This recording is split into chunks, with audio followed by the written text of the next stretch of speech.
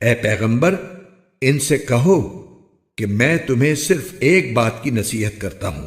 اور وہ یہ کہ تم چاہے دو دو مل کر اور چاہے اکیلے اکیلے اللہ کی خاطر اٹھ کھڑے ہو، پھر انصاف سے سوچو تو فوراً سمجھ میں آ جائے گا کہ تمہارے اس ساتھی یعنی محمد صلی اللہ علیہ وسلم میں جنون کی کوئی بات بھی تو نہیں ہے۔ وہ تو ایک سخت عذاب کے آنے سے پہلے تمہیں خبردار کر رہے ہیں۔ کہو میں نے اگر اس بات پر تم سے کوئی اجرت مانگی ہو تو وہ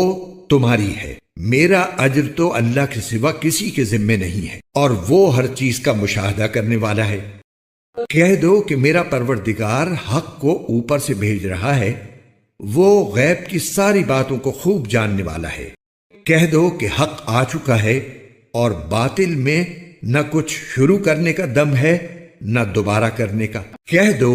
کہ اگر میں راستے سے بھٹکا ہوں تو میرے بھٹکنے کا نقصان مجھی کو ہوگا، اور اگر میں نے سیدھا راستہ پا لیا ہے